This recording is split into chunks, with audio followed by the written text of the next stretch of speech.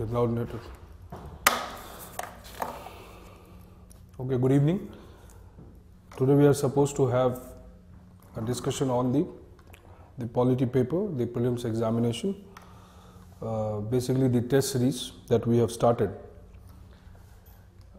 There are certain things that we should note while attempting a prelims paper. We should deal with that in brief, and then we'll move on with the questions. For example, if we are attempting a GS paper in prelims, okay, the content of the paper does not change much over the years. Okay, more or less, if we talk about the polity section, the section dominantly includes the factual aspect and little bit of the contemporary issues. The factual aspects can be learned more or less from any polity book. Okay. The contemporary issues, obviously the reference is the newspaper. Okay. But the catch point in the paper is that how the contemporary issue is linked to the factual content. Okay. Let's say, for example, if Niti Ayog is created. Okay. So Niti Ayog and federalism.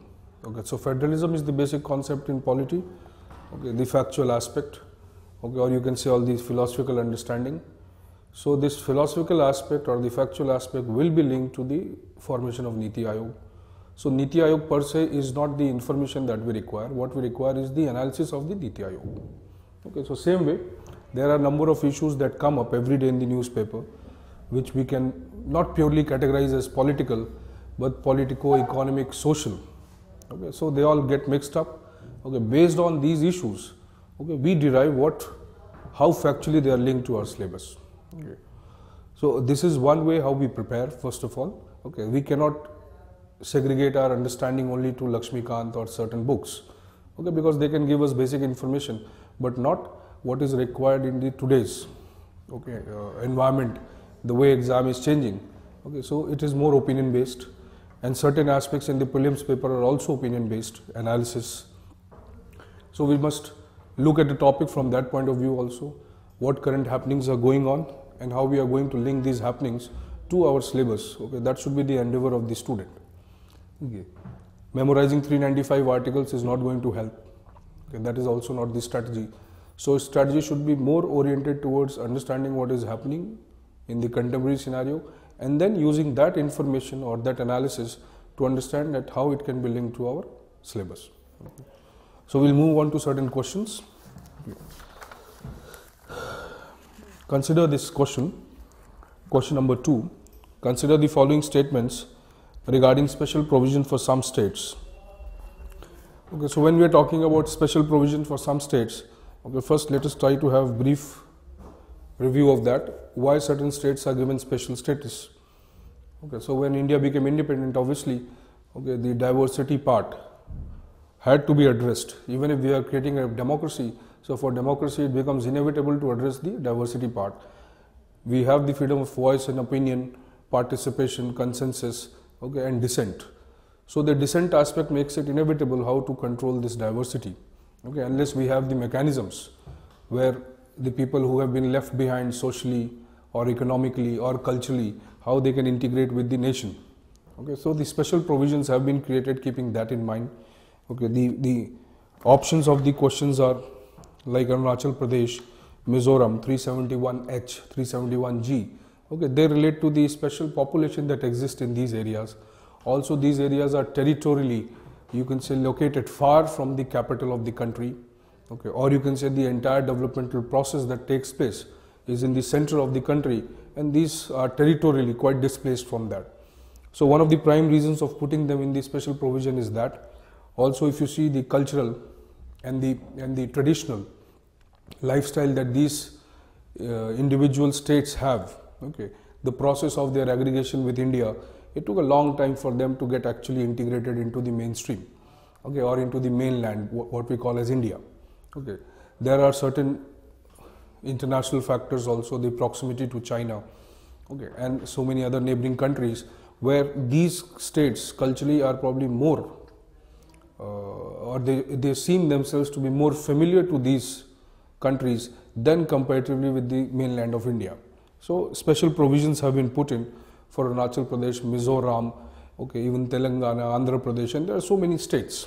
okay, especially Article 370, okay, 370A to K. Okay, there are a number of provisions for these special states. Okay, so the first option is correct.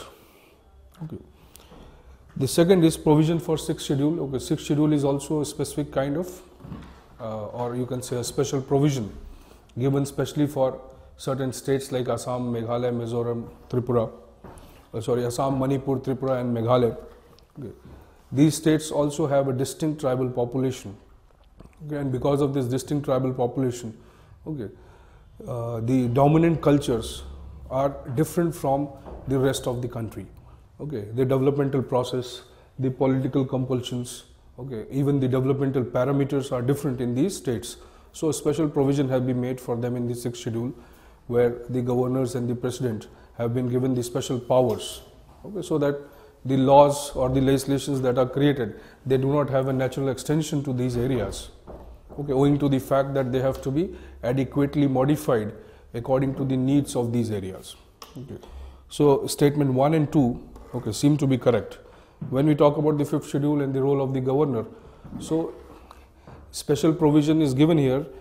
One aspect is to preserve the federal sanctity, okay, because these states, okay, owing to their distinctive character, okay, they should not feel less privileged in terms of this political system we have created. Okay, so here it is not directly the onus of the governor but the president. Okay. And along with the president, the governor has been given the power that, okay, they can duly modify the laws, okay, especially with respect to 5th schedule areas which are related to dominantly tribal areas. Okay. So option 1 and 2, they are correct, okay, and not the third one.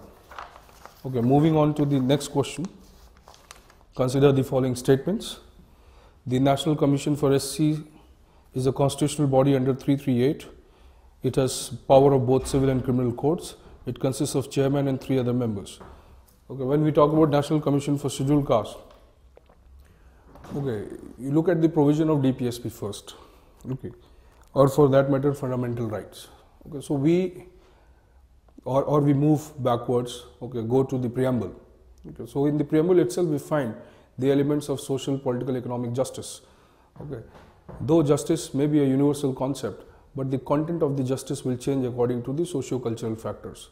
So considering the socio-cultural legacy of India, okay, it becomes pertinent to protect a class or the section of people who have been historically exploited, okay, probably owing to the rigid caste structure or the dominant caste structure.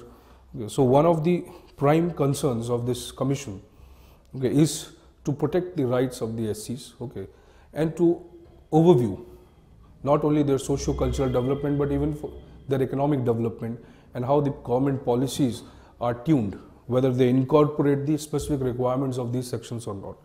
So under 338 we have the let's say provision, okay, that we must have a National Commission for SC.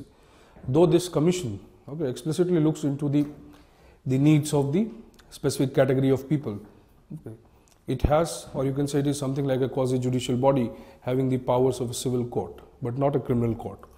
Okay, because going by the rule of law idea, okay, the criminal court is basically one, that is the judiciary. Okay, so that criminal aspect is not dealt here, but it deals with the civil aspect, the offences, the social disabilities, okay, any conflict relating to compensation, any conflict related to displacement and rehabilitation. So all these are tackled by this commission, but not the criminal aspect. So this statement 2 is not correct. Okay, it consists of chairman and 3 other members. That is a factual part. Okay, it consists of the chairman, vice chairman, okay, and a 5-member body, including the chairman and vice chairman, a 5-member body. Okay. So option 1 is correct and not 2 and 3. Okay. Question 4. Which of the following statements regarding advisory jurisdiction are correct? Okay. Basically, advisory jurisdiction is available to the President under Article 143, okay, or you can say even the Supreme Court, okay, as a body. How a delicate executive judicial relationship can be created, it emanates from this article. Okay. Even though we always use the dictum of separation of power, that separation of power is not directly visible in the Indian constitutional scheme. Okay, because already we are a parliamentary system. In the parliamentary system, the executive flows from the legislature. It is the legislature which causes the executive to be formed. Okay, so we don't find a direct separation of power between the legislature and executive. Okay, there are so many functions which are intertwined: lawmaking and ordinance. Okay, even decision making, cabinet makes the decision approved by the legislature. Okay, and there are so many areas. The parliament can directly question the government. Okay, no confidence motion. Okay, so there are various mechanisms by which it seems that the legislature has a direct control over the executive, and executive does not remain isolated from the legislative control. But when it comes to the legislature, executive and judiciary, so legislature, executive on one side and the judiciary. Okay, judiciary explicitly enjoys, okay, or you can say the residual power of the state. Okay, whatever power that the constitution has not clarified to whom it goes to the judiciary. Okay, in fact, you can say the repository of power of the entire constitutional interpretation resides with the judiciary. So Article 143, okay, tries to create a balance between the legislature, executive on one side and the judiciary. Okay, 143 advisory jurisdiction, okay, relates to the president seeking or the executive seeking an advice of the judiciary on any matter related to a question of law or fact. Okay, when we are using these two terms, we must distinguish what is a law and what is a fact. Fact can be related to something established, some information, okay, which already exists. Okay, so the executive can clarify from the judiciary that, okay, whether such information or such and such information that exists is correct or not. Okay, when we talk about the law aspect, okay, so we have various constitutional interpretations which require clarification from the judiciary. So it may have happened that there are a number of cases in which the judiciary has already given a judgment, okay, and that judgment itself has become a fact now, okay, or it is a law now. So that judgment, okay, or the decision which the judiciary has given, so many times the judiciary may refrain from accepting this, okay, advisory jurisdiction of the president, that, okay, we have already given a judgment on this, okay, so you can refer to the judgment, okay. Or if it accepts the advisory jurisdiction of the executive, that means it accepts the proposal that, okay, yes, we are going to give you an opinion. Okay, it is also not mandatory for the judiciary to first accept it. Okay, once it accepts it, it is not mandatory for them to give the same opinion which they have delivered in the previous judgment. Okay, the opinion they give may differ from the judgment they have given. Okay, generally a two-member or two-judge bench deals with the advisory jurisdiction. If it is a matter of constitutional interpretation, it may be 3, okay, or maybe higher than that. So under this, okay, neither the Supreme Court is bound to give the advice, neither whatever advice has been tendered by the Supreme Court, the president is bound to agree with that. Okay, but it is, you can say, a mechanism for deliberation, okay, between the executive and the judiciary, so that the decisions that the executive takes may not be subject to again judicial scrutiny. Okay, so it is like a prior deliberation done before a decision is implemented. So in the wake of the question, the first statement, president can seek opinion of Supreme Court under Article 144. It is factually not correct. It is 143. Okay. On a question of law or fact of public importance, the Supreme Court is bound to give it advice? No. Okay, just now we discussed it is not bound to give the advice. And advice of the Supreme Court is binding in nature. It is also not correct. It is for the executive to finally decide whether they want to go ahead with the advice or not. Okay, so reviewing this question, I think none of the options are correct. Okay. Well, let us move to the next question. Consider the following statements. Finance Commission and Election Commission are quasi-judicial bodies. Members of Finance Commission are eligible for reappointment. Specific qualifications have been laid for the members of Finance Commission and Election Commission. Okay, the recommendations of Finance Commission is presented by Finance Minister to the Parliament. Okay, Finance Commission and Election Commission are obviously constitutional bodies. Okay, they have certain functions to perform. Okay, for a federal system, there is a very important role of Finance Commission. Whatever the distribution of taxes or the net revenues takes place, it is because of the recommendation of the Finance Commission. Whatever recommendations the Finance Commission gives, it is something obligatory for the center to follow. Okay, though it depends also, not all the recommendations are accepted. Okay, but still, When it comes to the distribution of taxes, it is the Finance Commission, which can be called as the main institution which provides an advice, okay, or after due deliberation, the consideration which central government must make to distribute the taxes or net revenues between the center and states. Okay, so in a way, it tends to protect the federal, you can say, freedom of the states with respect to the state government, with respect to the central government. Okay. Also, the distribution of taxes that takes place between the center and states. So, whatever forms of grant, whatever the amount the Finance Commission decides, okay, the states are technically free to use that money. Okay, it cannot come with conditionalities. Okay, whereas earlier, prior to the Niti Aayog, okay, when we had the Planning Commission also provided certain grants. Okay, but these grants were in the nature of obligations, that certain conditions needed to be fulfilled, and only then these grants could be used. So, Finance Commission in that sense, okay, is a constitutional body protecting the interest of the states, okay, unlike the Planning Commission. When it awards, okay, the distribution of taxes, okay, or for that matter, when it incorporates the issues which concerns the particular state, and then according to that, it asks the center whether to increase or decrease the devolutions. Okay, that is in the nature of an award. Okay, in the nature of an award, when we say, so it tends to have a quasi-judicial effect. Okay, that means it is making a decision. Okay, and the decision is more or less to be accepted by the central government. Okay. Election Commission also has the same kind of role. Okay, the nature of function that Election Commission performs. Okay, under the Representation of People Act, or regulating the political parties, registering the political parties, accepting the nomination, not accepting the nomination. So that also functions are like quasi-judicial in nature. Even the question of the elections or the final decision regarding the elections in various cases like MPs, MLAs is done by the Election Commission through the returning officer, the district collector. Okay, so that is also in the nature of a quasi-judicial function. Okay.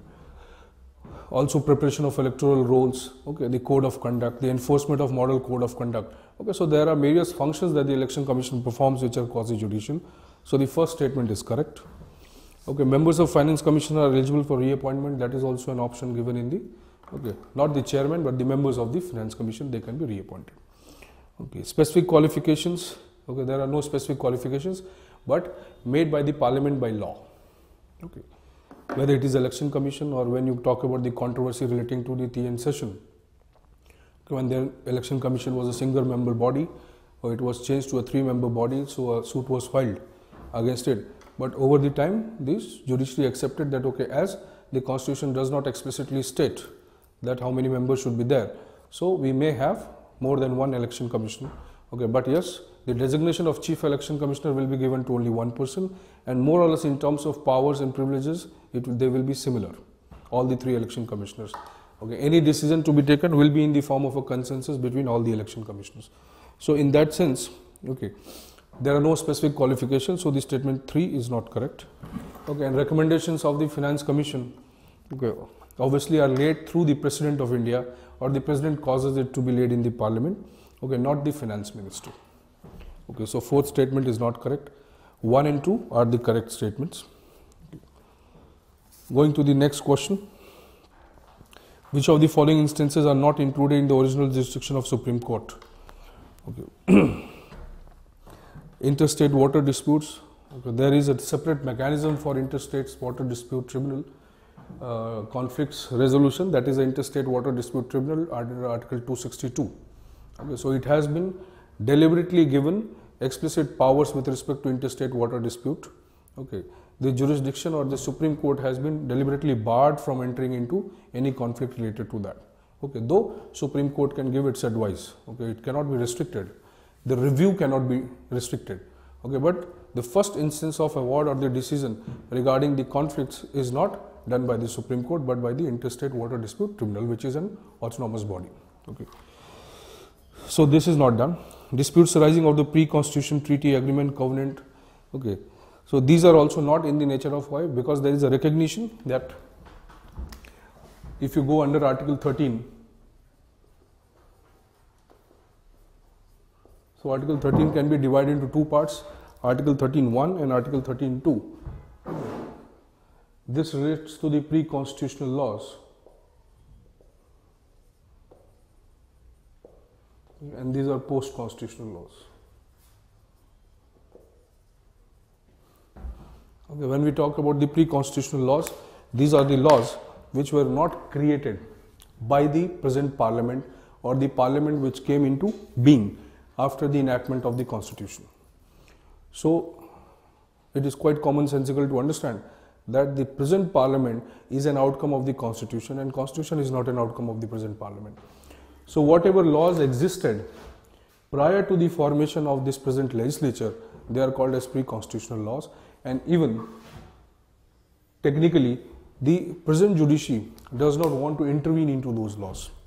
Okay, so it has created a philosophical tool, okay, or you can say a mechanism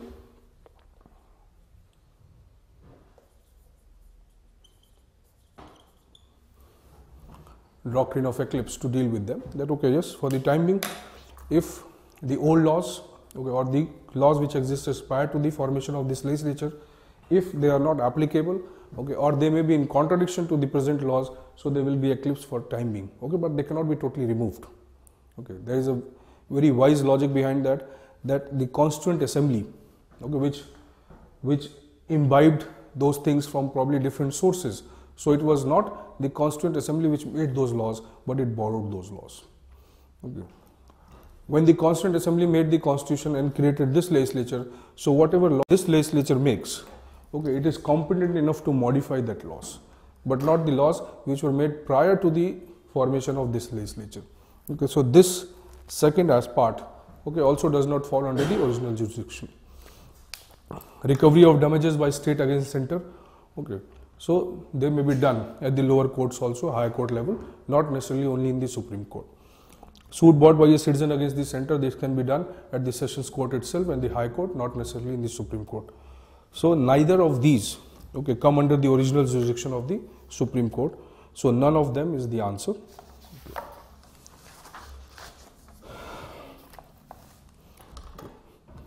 The next question. Considering the following statement regarding the federal system in India, okay, when we are talking about India's federal system, we must accept the Supreme Court's judgment that India is a federal system of its own type. It's quite unique. It is not probably the theoretical federal system as the America or any other federal system. So it has its own uniqueness.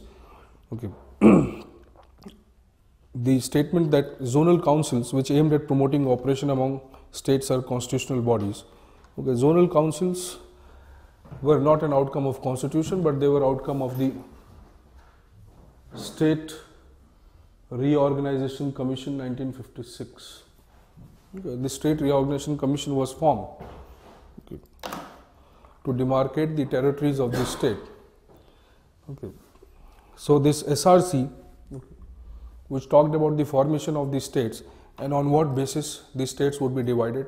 Okay, prior to that, obviously we know that Andhra Pradesh was one of the first states to be linguistically recognized. Okay, and consequently number of states came up. So SRC was basically created for that purpose. So when in a federal system, okay, we are, or let's say in the unique federal system of India, okay, the nation preceded the formation of the states. Okay, so there is a centralizing tendency. Okay, the center has an overriding power. Okay, because of the same reason, because we existed as a nation first, and then we divided ourselves into different units.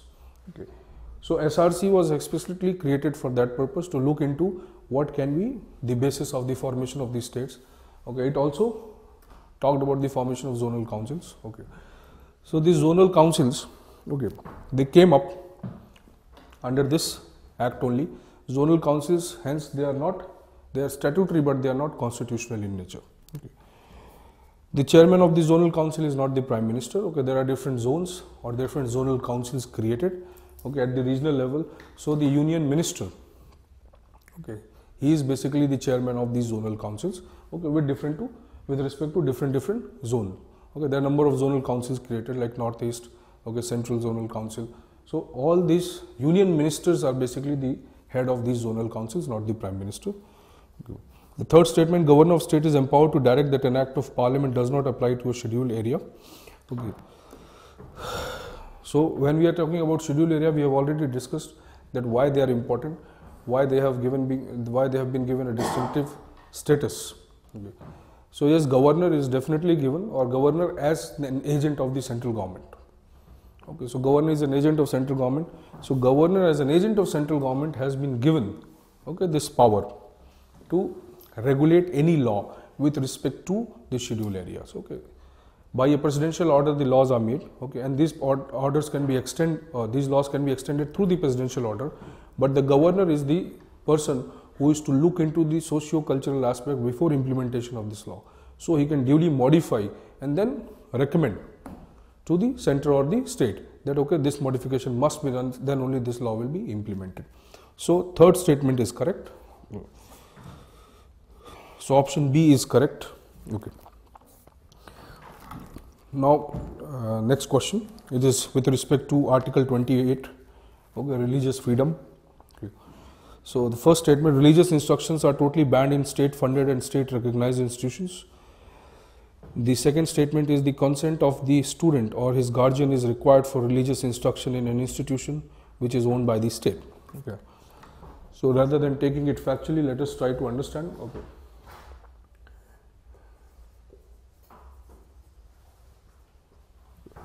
Article 29 and 30 explicitly deals with the minority rights, whereas 25 to 28, because generally 25 to 30 all deal with the religious rights, okay, or cultural and religious rights, but 25 to 28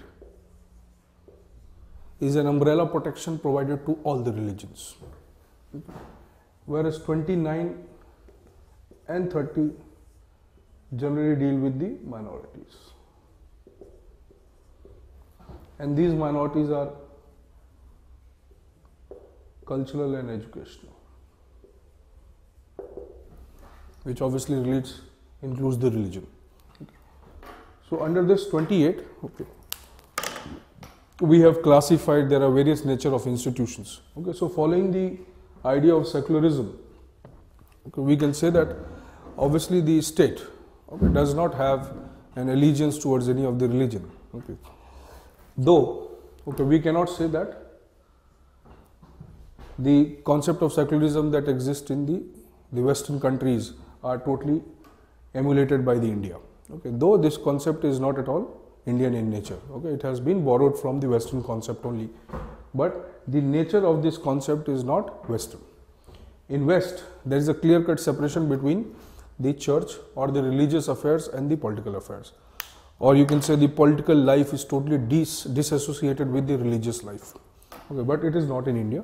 Our concept of secularism is mutual tolerance, okay, or a kind of reciprocity.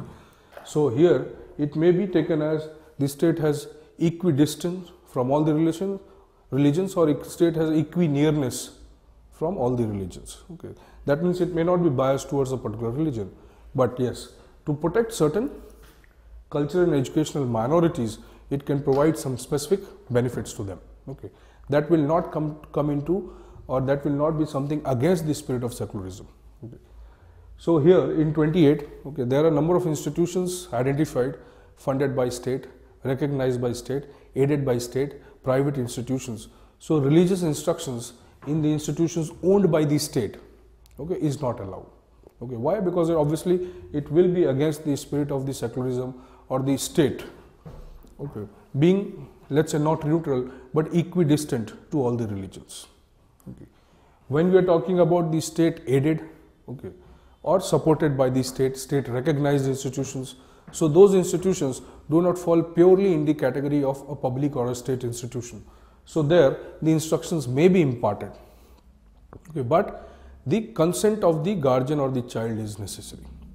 In the private aided or private unaided institution, the religious instructions can be imparted, okay, irrespective of the what you can say, the state's role with respect to their funding. Like if a private institution deemed university is there, it is being funded, so they are free to impart and that is why we see the proliferation of number of minority institutions. So it is not antithetical to the idea of secularism.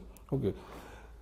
State is also sponsoring number of yatras, okay, Hajj and pilgrimages. So that also does not come against the spirit of secularism.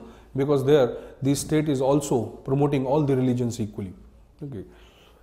Even the, you can say, promoting certain or protecting certain denominations also does not conflict with the idea of secularism. Okay. So this first statement, okay, because it says religious instructions are totally banned in the state funded and state recognized, that is not correct, because in the state owned institutions it is banned, but not in the other categories. Consent of student or his guardian is required for religious instruction in an institution which is owned by the state. Okay, this is not correct. Why?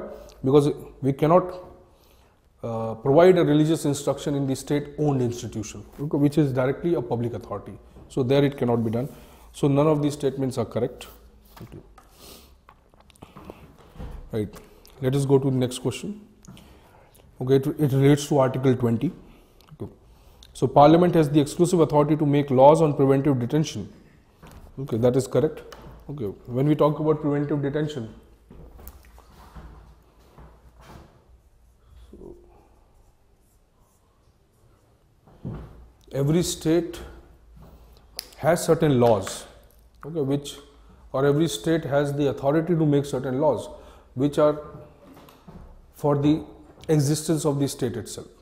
Okay, so whatever we say, justice, freedom, equity, equality, that can only exist when the state exists. So the basic idea is here that why having Article 20, okay, in the fundamental right itself.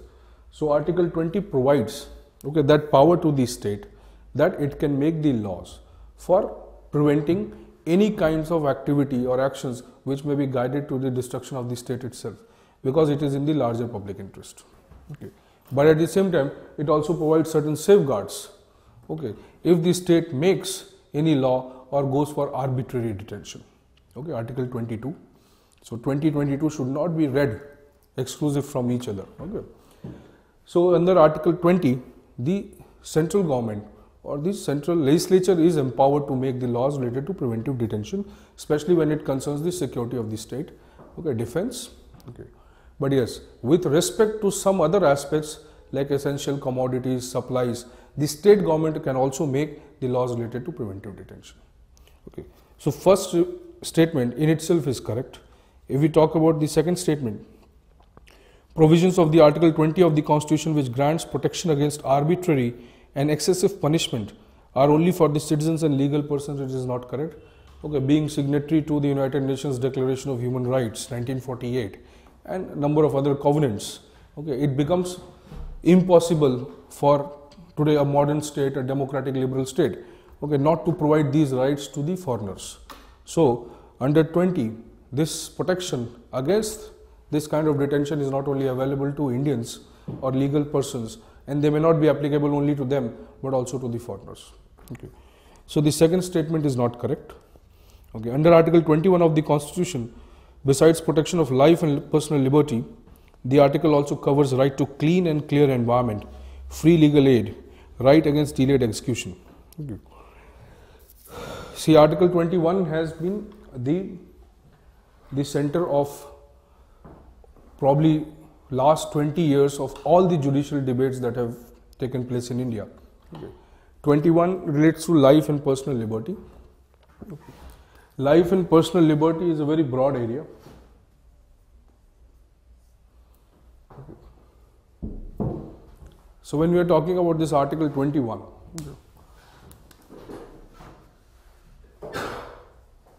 So initially the Supreme Court, A.K. Gopalan versus State of Madras, okay. The actual statement of the Article 21 says that the state cannot take away the life and personal liberty save by a procedure established by law. Okay.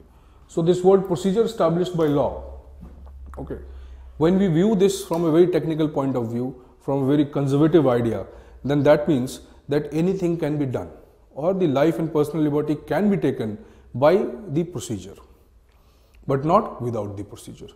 So the conservative interpretation of the Supreme Court or the judiciary itself was earlier restricted to this word procedure, and procedure being synonymous to legislative competence, that how legitimately a procedure has been followed, and if the procedure is correct, then using the correct procedure, we can take away the right to life and personal liberty. But over the time, okay, because of wider interpretations, especially in the Menka Gandhi case, okay, this word procedure was interpreted in a wider sense, and the procedure got translated to something what we say now the due process.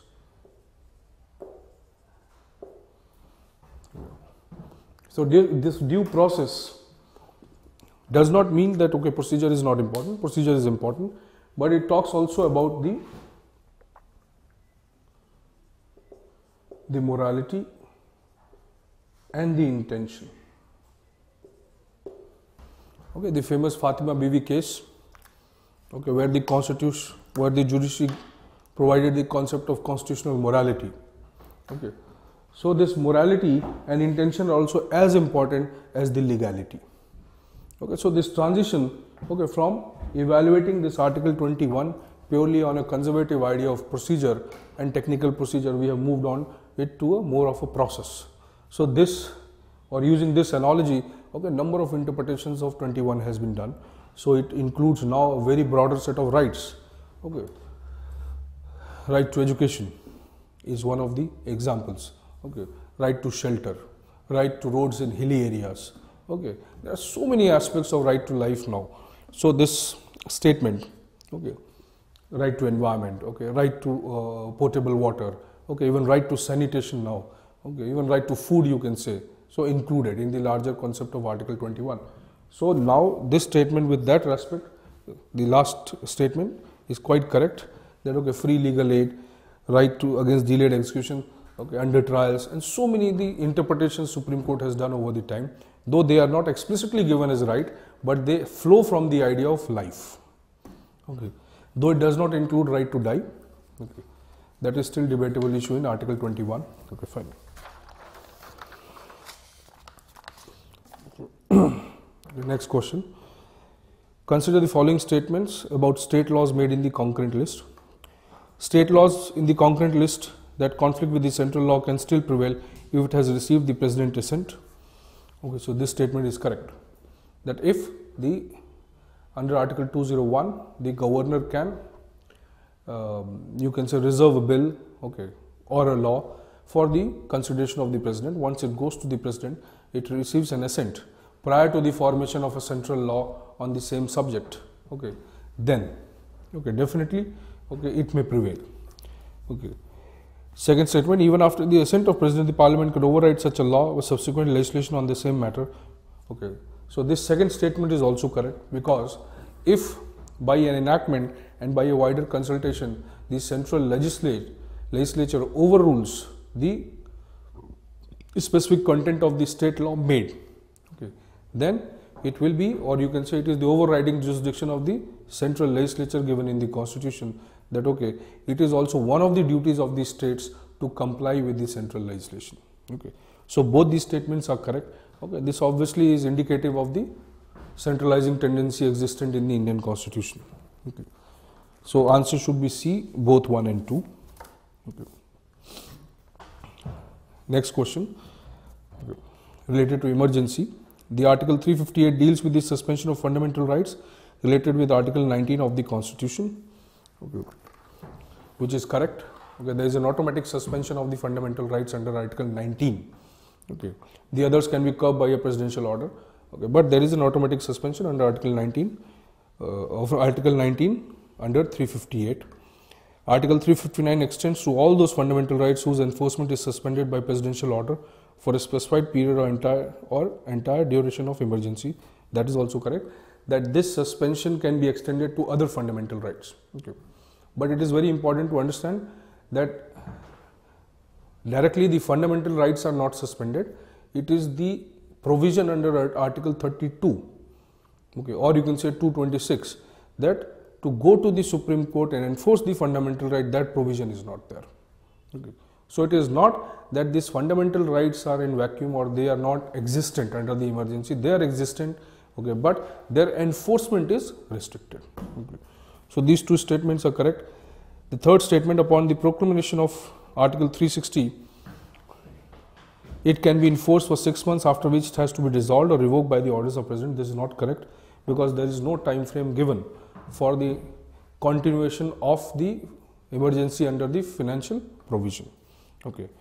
During the national emergency under Article 352, Parliament can make laws on the subjects of state list by itself or through delegated legislation. There is no provision of delegated legislation. Why? Because under Article 352, okay, this nation functions like a centralist, okay, system. Okay, so all the decisions which are taken, okay, with respect to any state is also done at the central level only. These obviously cannot be delegated, because it will be again contradictory to the spirit of the constitution. Okay.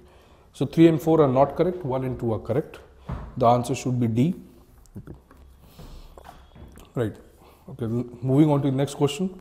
According to the Constitution of India, it is the duty of President of India to cause to be laid before the Parliament which of the following? It is a factual question. So the Finance Commission report, that is the recommendations of the Union Finance Commission, the CAG report, okay, and the reports of the National Commission for SCs and STs, they are presented to the Parliament through the President. Okay. The report of the Public Accounts Committee is an internal report of the Parliament, so it is submitted directly by the committee to the Speaker. Okay. So there is no provision of the President there. Okay. So 1, 3 and 4 are correct. Okay. Second is not, obviously not correct. Okay. So if we, okay, let us consider the next question. Okay.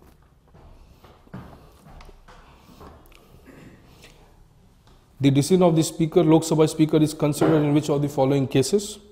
Deciding whether a bill is money bill or not. Yes, that is correct. It is the final decision is of the Speaker, and he is the one who endorses that it is a money bill. Though, in fact, it is initially the President who sends or initiates the money bill, okay, to the legislature. Okay, but when it enters the legislature, the final authority to decide whether it is in the nature of a money bill or not is the Speaker. Okay, and then only it will be transmitted to the next house.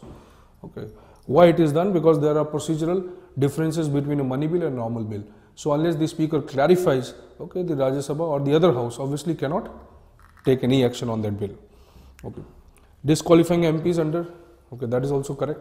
The disqualification of members of Parliament under the Anti-Defection Law, 52nd Amendment Act 1985. Okay, so that, okay, the amendment was basically brought about because of the increasing horse trading and because of coming of the coalition politics. Okay, the rise of number of regional parties. So they created a kind of political turmoil. Okay, where we observed that people are splitting from, okay, a number of splinter groups are being formed. People are being bought for the money. Okay, so it was obviously derogatory to the parliamentary system. So this anti-defection law was brought in that way. Also, any political party that comes to the Parliament through a legitimate election process, okay, is supposed to protect, okay, its identity within the Parliament.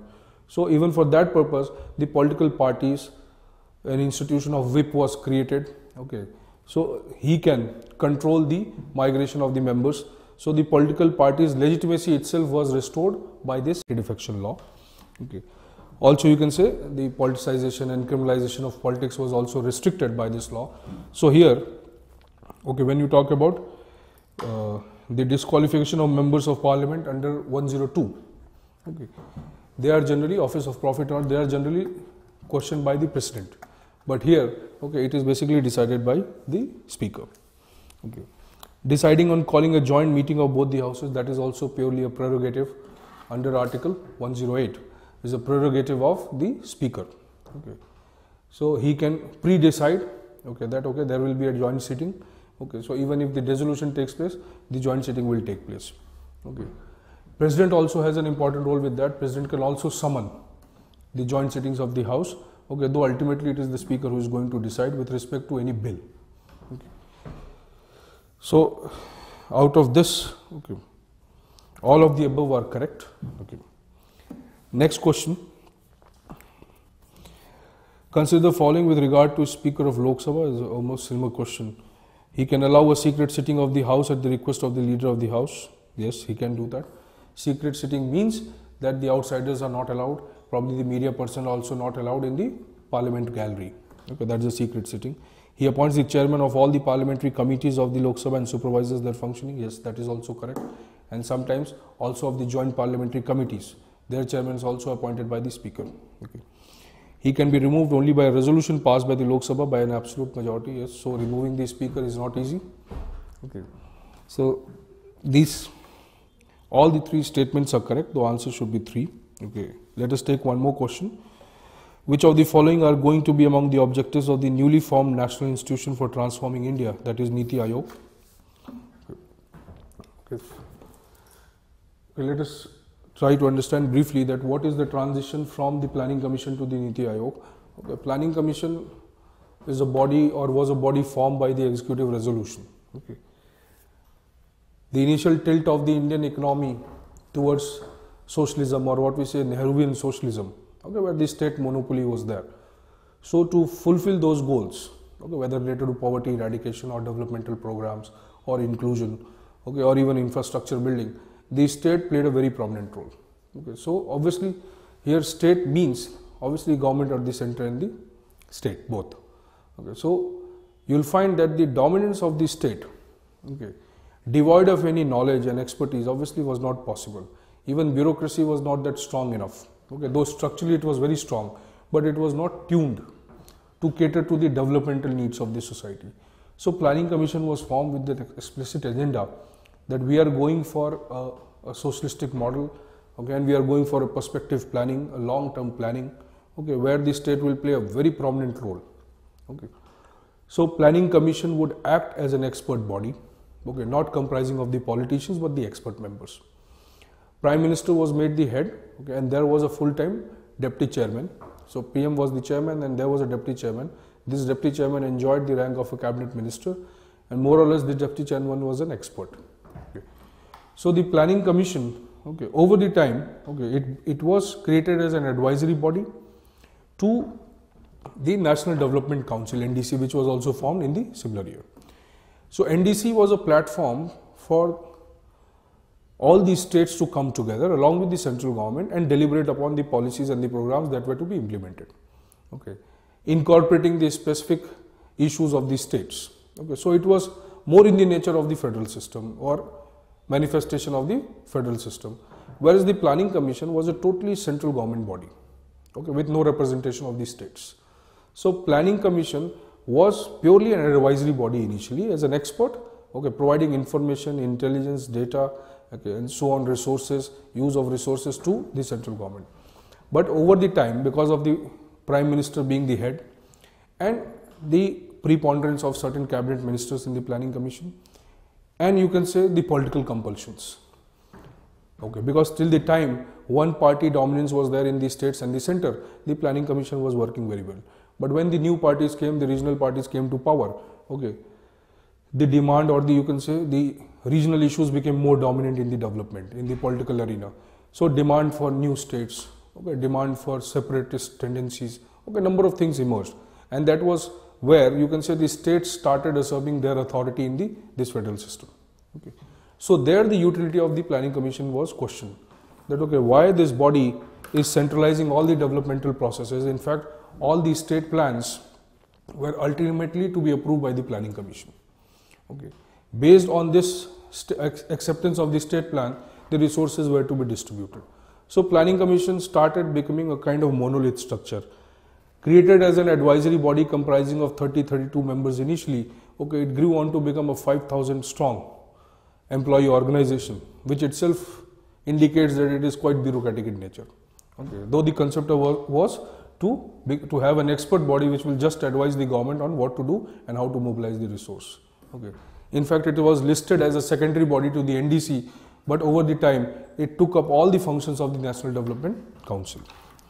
So Niti Aayog, as a change, okay, the present regime has transformed the Planning Commission, eliminated the Planning Commission, even discarded the NDC now to have a Niti Aayog. Okay, Niti Aayog is basically for the policy evaluation and policy deliberation between the center and the state governments.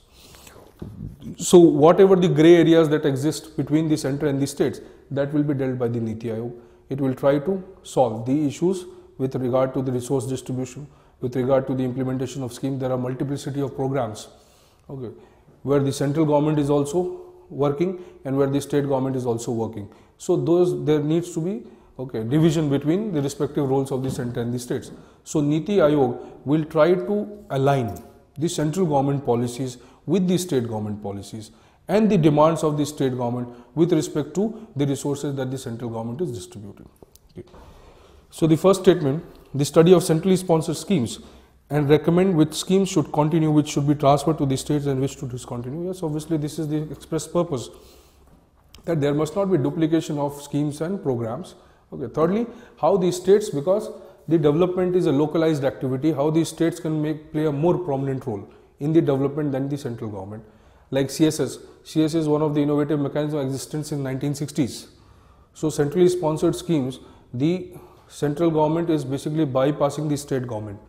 Okay. Or number of CSS exist on the sectors where already the state programs are being implemented. So it creates an additional burden on the states. Okay. Secondly, in the CSS, there are certain conditionality that the state governments have to follow. Okay. So this becomes a kind of area of conflict between the center and the states. So this will be dealt by the Niti Aayog. Okay. Focus on skill development and creation of skilled manpower within the states. Okay. That is also one of the implicit aspects of the Niti Aayog, that it will be a kind of research R&D think tank with regional councils, okay, and number of experts member who will try to impart, or you can say who will try to create a knowledge base for the states to use, okay, so that an optimal use of the resource can be done. Okay, decide on the institutional mechanism to be evolved for such Bharat Abhiyan. Okay, this also can be included because any central government scheme which is generally implemented by the Gram Sabha or the local government, which is ultimately under the control of the state government, has also to be dealt by the Niti Aayog so that it is duly modified according to the local requirements. Okay, so all these three are correct. So the option D, okay, seems to be correct, 1, 2 and 3. Okay. There are a number of other issues which we could discuss, okay, once you appear for the test. Okay, so we'll deal with them probably 1-to-1 basis. Okay. Thank you.